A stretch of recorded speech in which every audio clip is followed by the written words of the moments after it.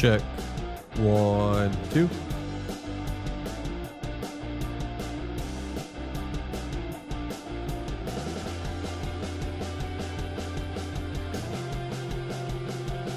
Check, check, check. 1, 2. Check. 1, 2.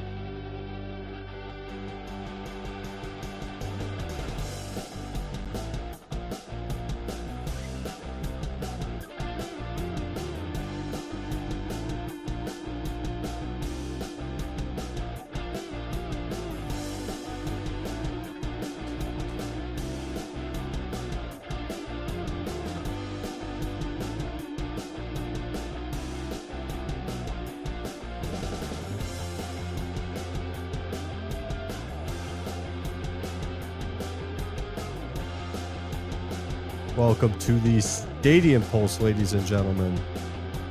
Still got the music going. I apologize about that. How are you doing today? This is the Stadium Pulse.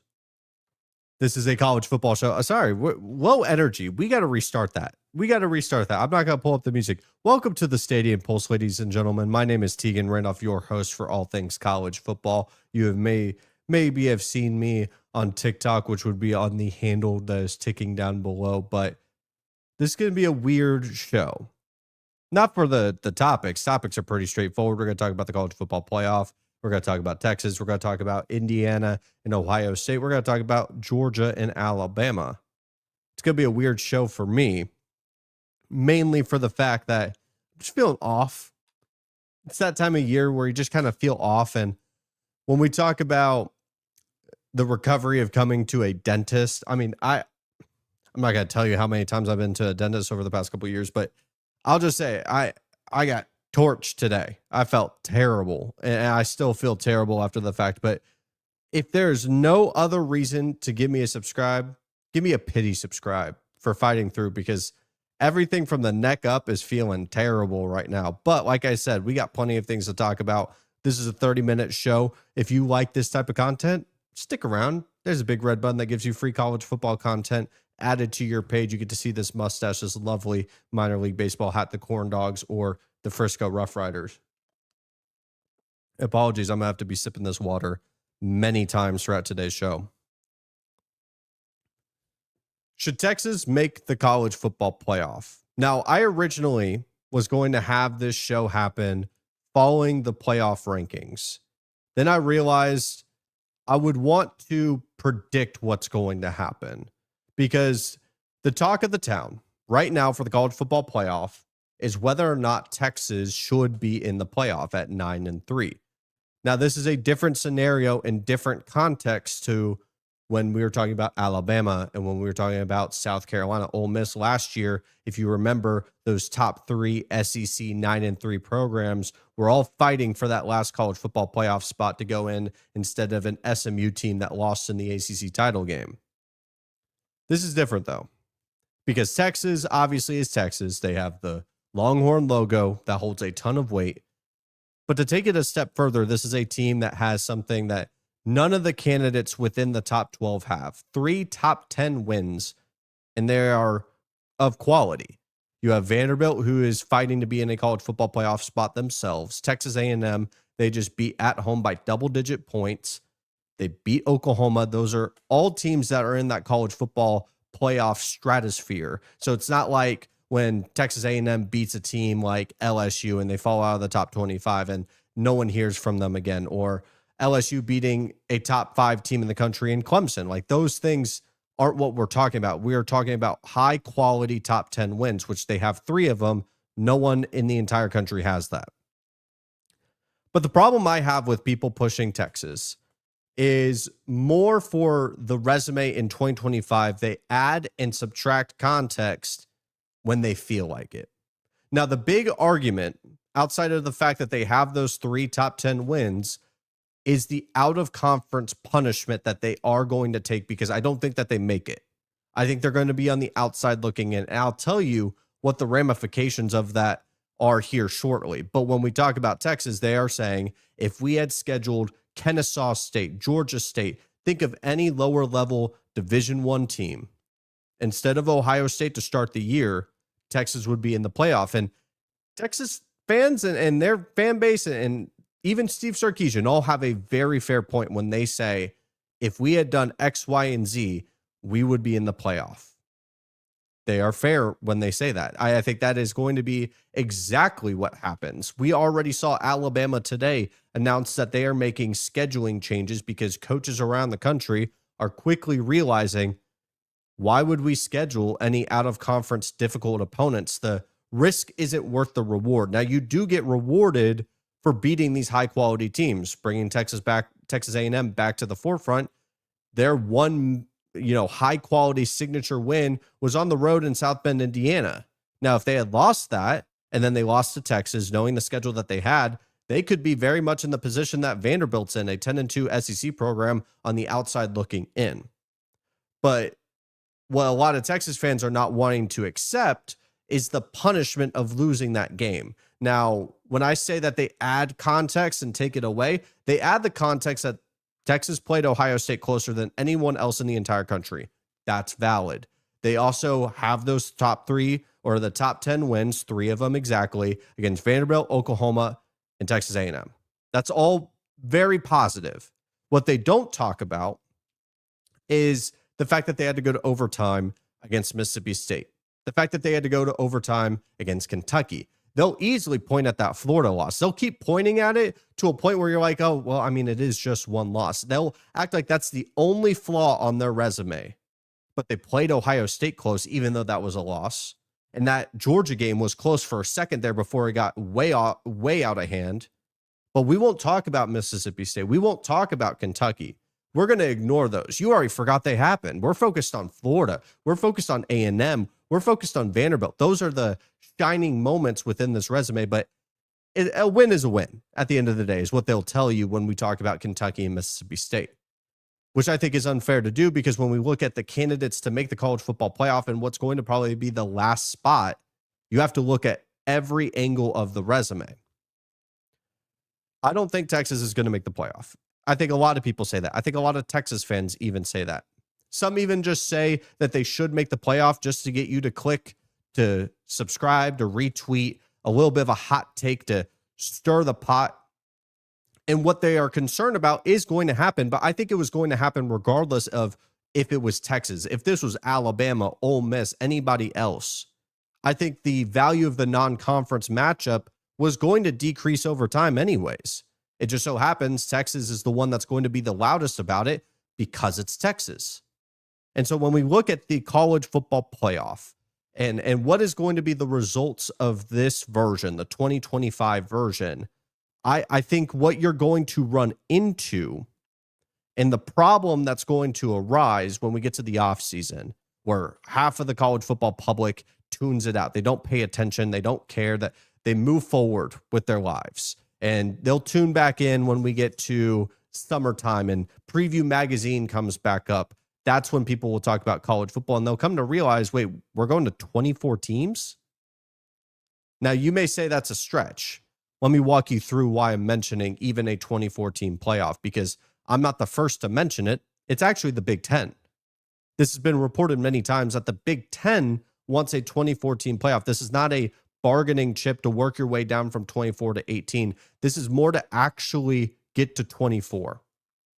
Now, I haven't heard any reports about what the SEC has said, and what worries me is when an institution like Greg Sankey and SEC, that entire organization is very quiet. I think that they're waiting and collecting their chips. Better said, they're bargaining chips, because it's going to be a Big Ten and SEC decision. It's not going to be one or the other. Those are the top two programs that have been the loudest in who should make the college football playoff, and they're going to look at a Vanderbilt who ran an entire SEC schedule, got to double-digit wins, and they're on the outside looking in. They're going to look at Texas, who played an incredibly difficult schedule at 9-3, and they didn't get in. And this brings me to my original point to close the chapter on Texas. I don't think Texas should make it. I don't believe Texas has earned the right to make it based on the circumstances that we have set in front of us. And it's unfortunate because I think they're completely within their rights to be upset and say, you are going to devalue out of conference champion or out of conference matchups, and it will happen. If it's not going to be Texas this time, it's going to be somebody else. This is going to happen again if we keep with the format that we have. Now, to my next point, before we go into conference championships, this is the problem with the college football playoff. It's not a charity case. It's not to give everybody an opportunity to win a national championship.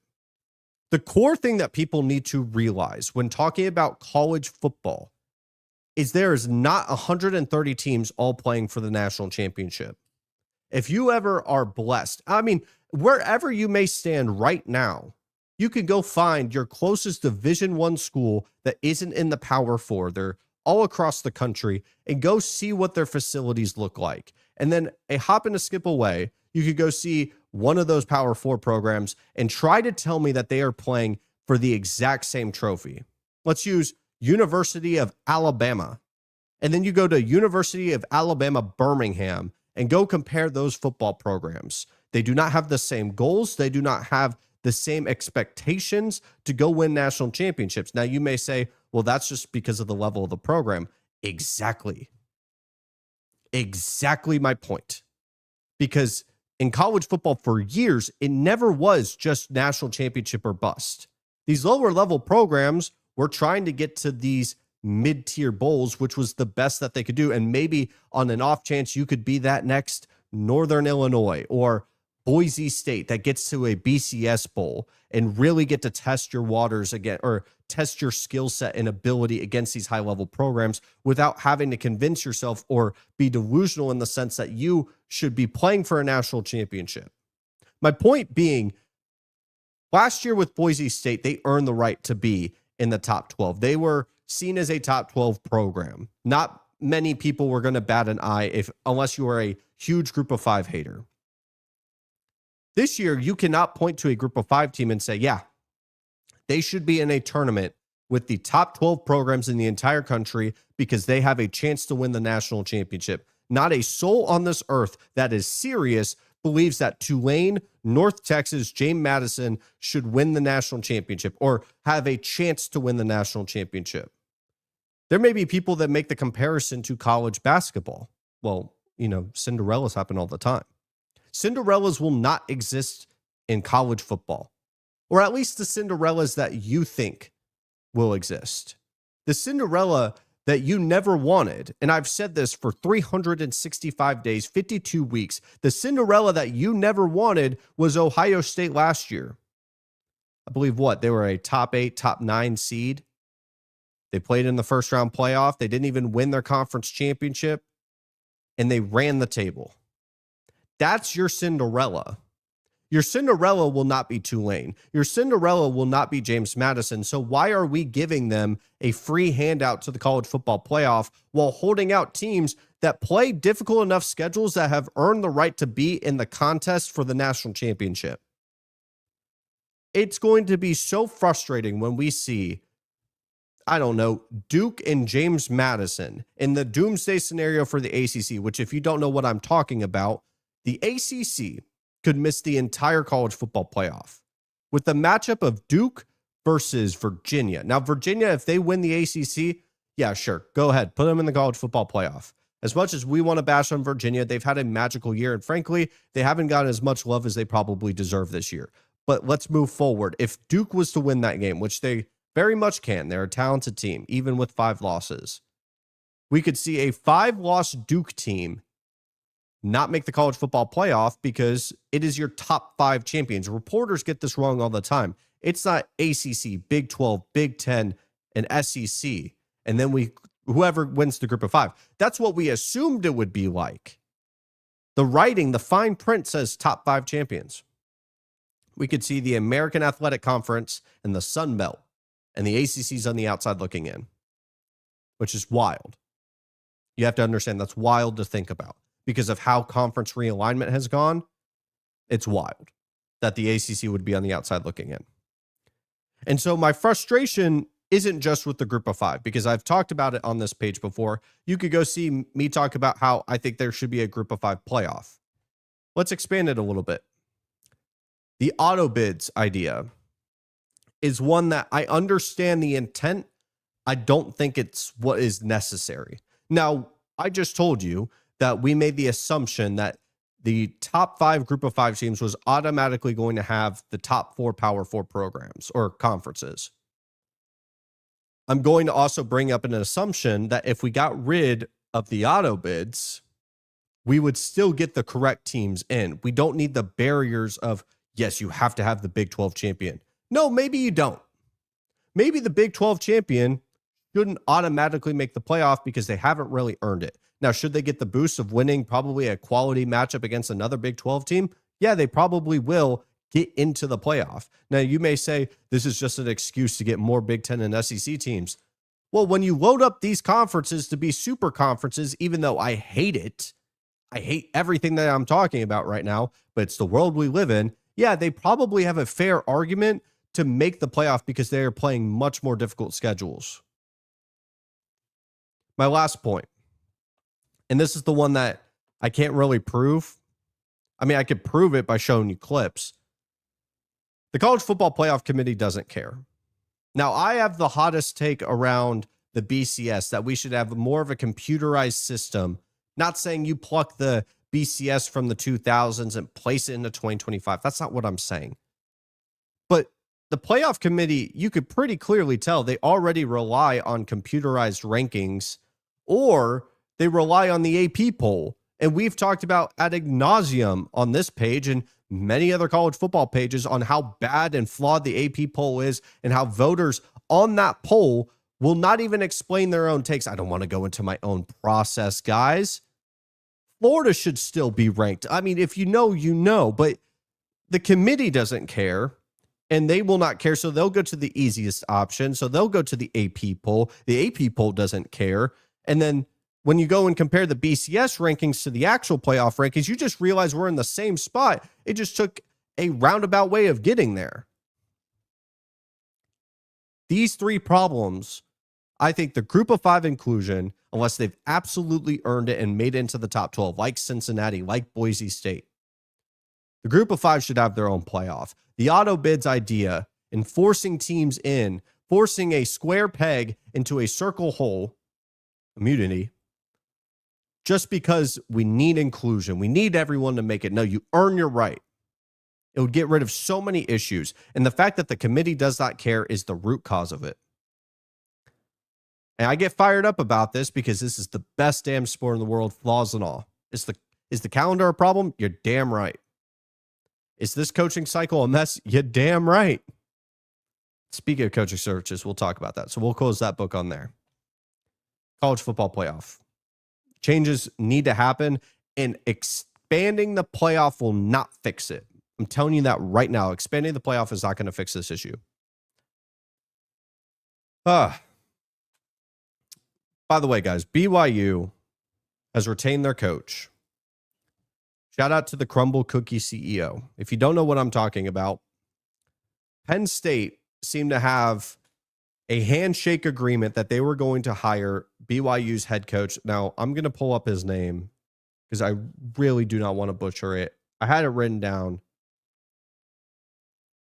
Kalani Sitake. Yeah. Kalani Sitake will be staying at BYU following an extension and upgrade to NIL funding from BYU. Penn State, what are we doing? Truly, Penn State made the first major domino fall in this coaching search. They did this for a multitude of reasons. Number one, you got rid of James Franklin because you believed that you could be a 10-2 program that could find someone that could elevate you to national championship status. That was the goal. Even though Franklin had you circling the conversation, maybe he couldn't win the big game. Maybe this entire 2025 season that was seen as a make or break season completely fell off a cliff, which it did. But you made this decision that was almost like a knee-jerk reaction. And I'm sitting there going, well, I mean, if you're going to make a move like this, you have to have a backup plan. You have to have an alternative option just ready to go. I mean, Kurt Signetti's sitting there, you know, at the time, Matt Rule was seen as the backup plan. Maybe it's Manny Diaz. And one by one, Mike Elko gets thrown out there, one by one, they all get contract extensions. At this point, I'm not surprised if Kalen DeBoer is using the Penn State job to get a contract extension from Alabama. Everyone is doing it.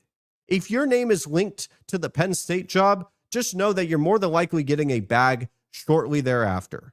And now Penn State, who was seen to do this specific move to get ahead of the curve, to make sure that you have the right guys in place to be the team that goes from 10-2, rebuilds, and we're going to be national championship status, is now one of the last teams in line and one of the last teams to make a decision. Early National Signing Day is tomorrow.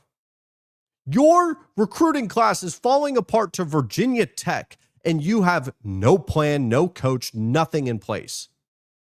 I mean, Pete Golding got hired within 24 hours. Will Stein from Kentucky, after they got rid of the reincarnation of stale bread as a head coach, and Mark Stoops gone, 48 hours, we're getting Will Stein, the offensive coordinator from Oregon. And Penn State has had months and months and months to make a decision, and they have yet to get their guy. This is an absolute mess by the Penn State faithful. An absolute mess, and there's no other way around it. I mean, go get Brian Dable. I don't know who you have to get. You have to get somebody in place. Bob Chesney, a JMU head coach, is now going to UCLA. He was seen as the favorite for this job. He's gone. Like I said, everyone is using Penn State as a bargaining chip to get either a new job or a contract extension. A travesty by Penn State right now. I don't know why I got fired up for that. I'm not even a Penn State fan. Love me some college football, man. All right. The Big Ten Championship. The Ohio State Buckeyes versus the Indiana Hoosiers. Two teams undefeated. What can we expect? What can we expect in Indianapolis? Many people are going to have Ohio State winning this game. I mean, about 90% of them. And that 10% being the faithful in Indiana. How can Indiana win this game? That's the number one question we have to start out with. And I think not enough credit is being given to the Hoosiers in this spot. I think you look at this Ohio State schedule, point at the elite quarterback that they faced. I mean, are we calling Luke Altmaier elite? Damon Williams elite? You could say Arch Manning, but his best football came at the tail end of the season. And then we look at Bryce Underwood, who is a very talented quarterback in an offense that doesn't work through him, it works around him. Like, we're talking about Bryce Underwood, who has been a true freshman quarterback going into the biggest spot of his entire career. And he put up, 87 yards. So they have not faced a quarterback like Fernando Mendoza, the Heisman frontrunner, a guy that I think will win the Heisman, even though it should be Diego Pavia that wins it. The number one thing I wrote down, and this is kind of the baseline of Indiana versus Ohio State, is you got to win the turnover battle. I do not see a world where if you see a donut in the turnovers for Ohio State that they lost this football game. You got to force the issue. You got to get that true freshman running back, Bo Jackson, to fumble the ball. You got to get to the quarterback. Now, I think this is a huge test for Ohio State and their offensive line. They passed with flying colors against a physical matchup against Michigan. How are you going to respond to a physical matchup with Indiana, who I think talent-wise is, if anything, a little bit better than what Michigan's going to provide? I think you have to make Ohio State one-dimensional. What's so scary about Ohio State right now is not only you have Julian Sayin, who is like 80% completion percentage, one of the most efficient quarterbacks in the entire country, with Jeremiah Smith, Carnell Tate, and plenty of weapons, Max Clare, all these different guys. And then you sprinkle in Bo Jackson at running back, who is a dynamic playmaker through the air and obviously on the ground. You have to take one or the other away. You cannot let them be a dynamic offense that could beat you in a multitude of ways. I think if you're Indiana, you got to shut down the rushing attack and get to the quarterback. How they play in those front lines is going to make or break them in this spot. Now, they are able to go on the road and beat an Oregon team that is quite physical. You're going to have to scale in a major way when you go to Indianapolis. And I think when we flip to the other side of the ball, as much as we want to focus on Fernando Mendoza, how is this Ohio State defense going to react to a quarterback that can actually process things, has weapons on the outside? I don't know if they've faced weapons of this caliber in Cooper and Surratt to the same level of like maybe at Texas, but even Wingo was disappointing in that spot.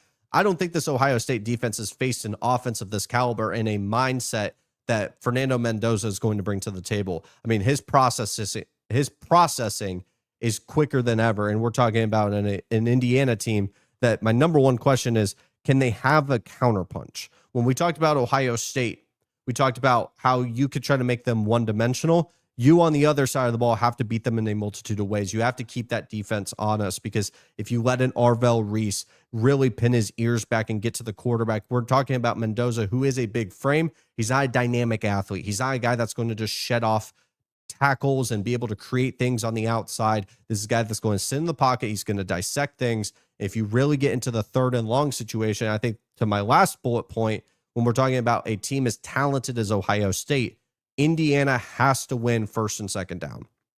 If they get into third and longs and they're able to have Matt Patricia really sit back and let these athletes, because it's not a very complicated defense. I mean, it has been talked about many times. This Ohio State defense isn't complicated compared to what we saw last year and some of the struggles that they had at times. This is a very simplistic defense. They just have high caliber athletes that continuously make plays. You get McDonald in the middle. Arvell Reese, we've already talked about. Caleb Downs. These are athletes that are reacting and go get ball every single time.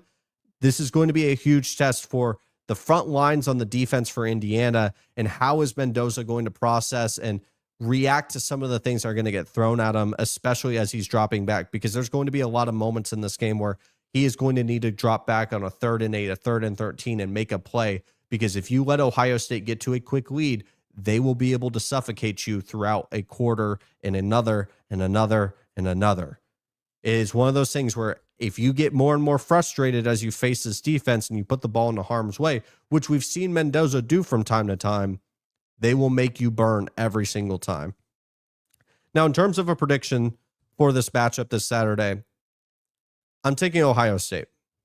I think Indiana is going to be highly undervalued by most people because they're taking what they saw against Michigan and not really adding the context of what Ohio State had to accomplish against that Michigan team. Now, Michigan obviously has had their number for multiple years. They couldn't throw the forward pass in 2024. They beat them. They've beaten them multiple years.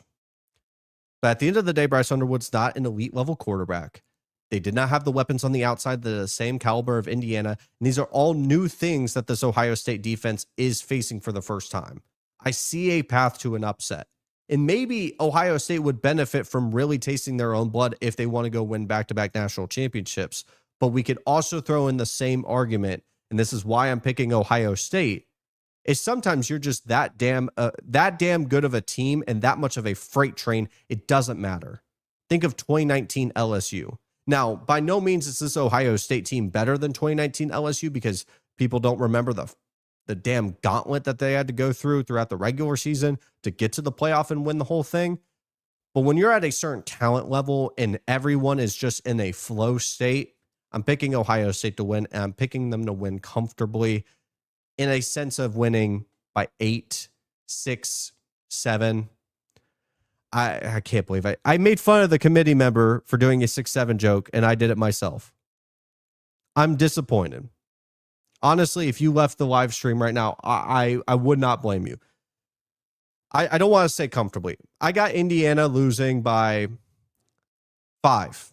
Let's say Indiana losing by 5. Ohio State, they get punched in the mouth, but they respond like they have been able to respond. This is a team that continues to respond with answers every single time.